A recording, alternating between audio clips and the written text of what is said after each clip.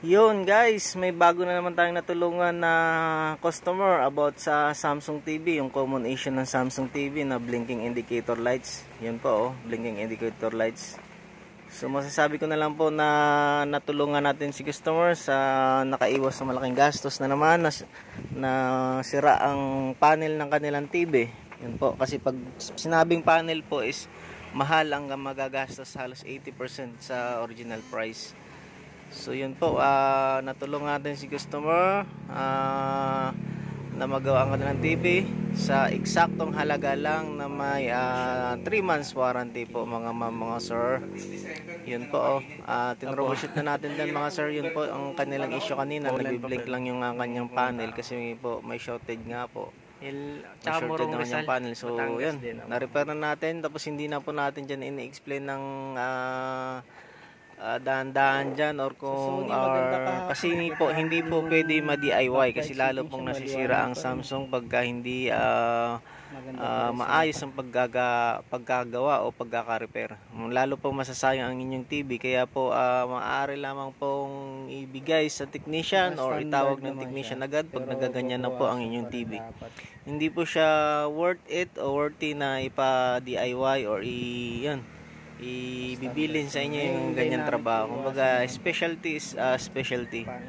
Kung mahal nyo ang inyong pera o TV, yun po, magtawag na kayo ng ibang skilled na technician na gagawa.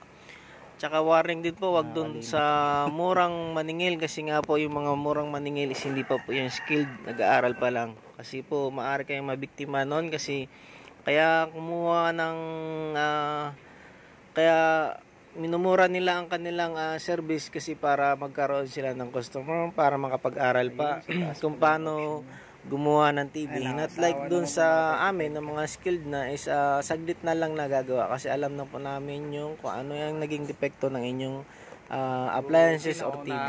Kaya kahit sa malayong lugar, kahit nagsiservice ako ng Laguna, Batangas, pinapasend ko ng video para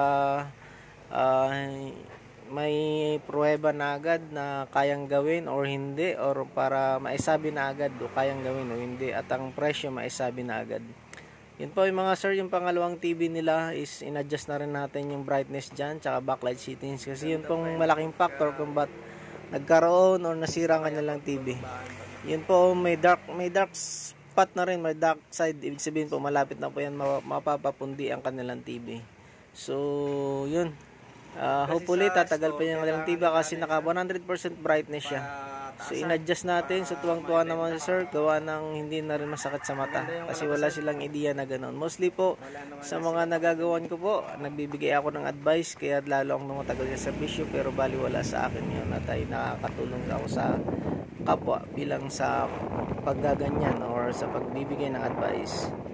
Po, pauwi na po tayo dyan. Sa mga gusto pa po magpa-home service, nagsiservice pa ako ng Laguna, Batangas, Rizal, at sa maabot ko pang makakaya na siservisan po. Taga Imus Cavite po ako mga sir.